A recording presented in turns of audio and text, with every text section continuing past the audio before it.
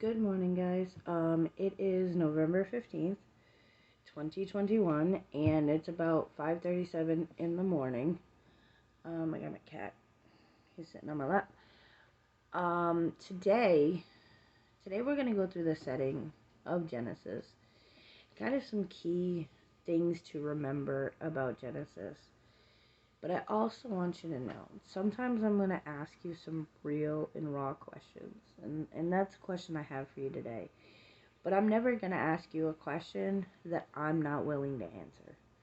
I'm not asking you to answer it in the comments. I'm not asking you to answer it online. I'm asking you to answer it in your quiet time. Either in a journal or just talk to God about it. So let's get to what Genesis is about. I want you to remember the person who wrote Genesis is Moses. So Moses wrote Genesis during Israel's wandering in the wilderness. Some key people that I want us to remember is Adam and Eve, of course, Noah, Abraham, Sarah, Isaac, Rebecca, Jacob, and Joseph. There are going to be more people, but these are kind of the key players in Genesis. And Genesis, I want to put this into context. Genesis was written between 1450 and 1410 BC.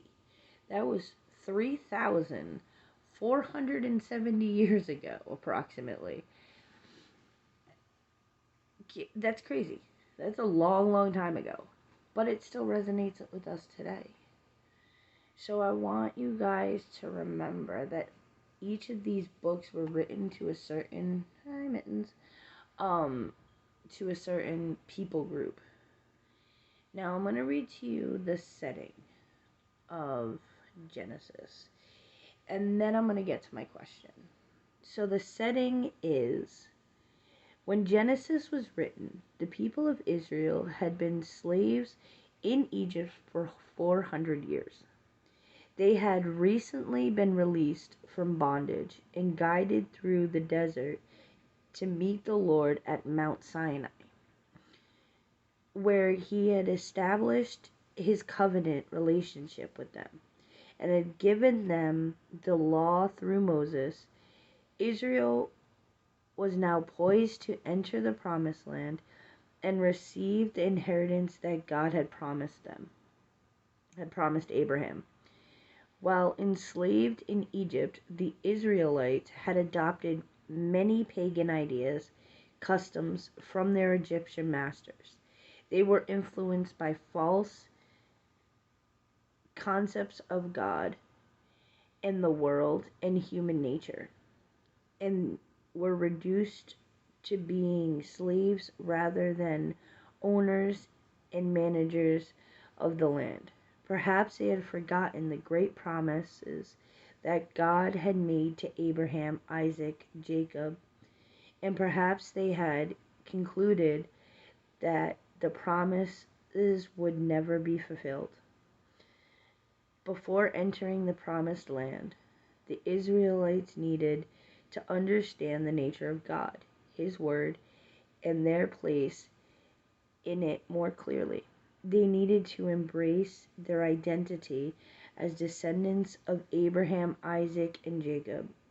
Genesis provided the needed understanding.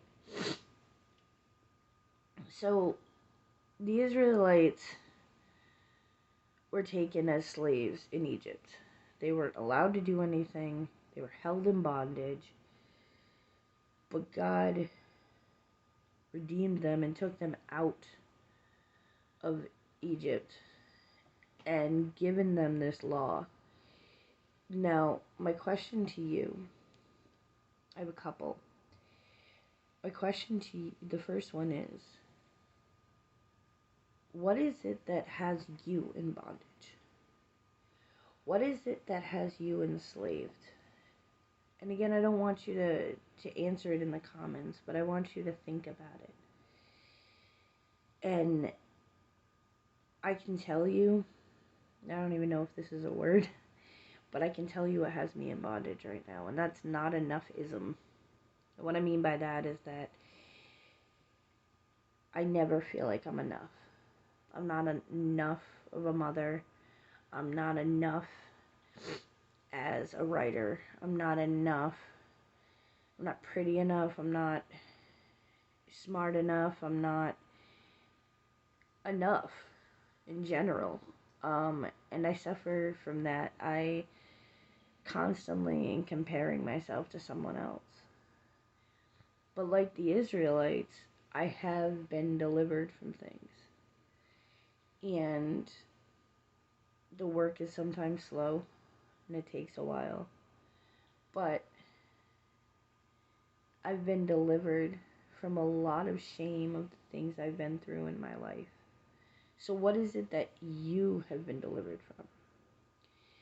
And can you see that in your life? And the whole Bible, no matter how gruesome or sad it may seem, is full of hope. So my final comment is what hope do you see in your life? My hope is that I already know God has delivered me from things.